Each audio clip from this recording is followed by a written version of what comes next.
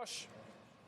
So, Wilf, Google officially flipping the switch on Stadia tomorrow at noon Eastern. Its new streaming game service. The idea here is that you're going to pay Google $10 a month, and then you'll be able to stream these high-quality, graphics-rich games to your PC, TV, and most Pixel phones. That means no need for a pricey game console. So bottom line, though, should you sign up? Our own tech reviewer, Todd Hazelton says, not right now, that Stadia is fun and works well, but lacks a big library, at least right now. Better to wait and see, he says, what games launch next year. Remember, there is competition here. Microsoft is already testing its own game streaming technology, too. Guys, back to you. Josh, how much in gaming today does it matter what console you're playing on versus just the bottom line of the game?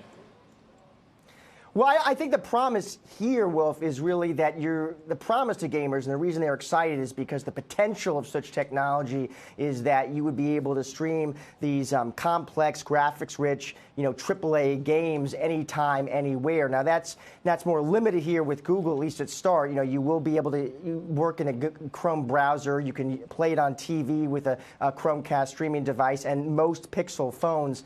It is somewhat limited, though, as Todd points out in his review on CNBC.com. 22 titles to start. There are some notable titles there like Red Dead Redemption 2, but as I said, it's going to be interesting how this shakes out. Certainly the promise of this technology has companies beyond Google excited. Microsoft is also pursuing it with what they call Project xCloud. We don't have a date, a price, or a launch date for when that's going to be available yet, but certainly Microsoft would be a real rival here. Microsoft has same technology as Google, right? So it has data centers and the infrastructure to deliver this technology. It also has a long history in gaming. It's got the content. It's been buying game studios. It has the rights to franchises like Halo. So it'll be really interesting to see how this competition kind of shakes out.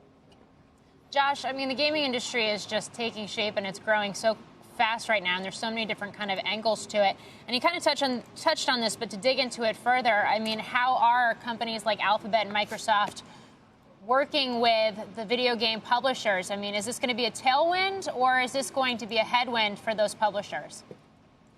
So I think you're absolutely right, Morgan. Big picture, listen, big tech wants a piece of this market, and for very good reason. It's a tremendous opportunity.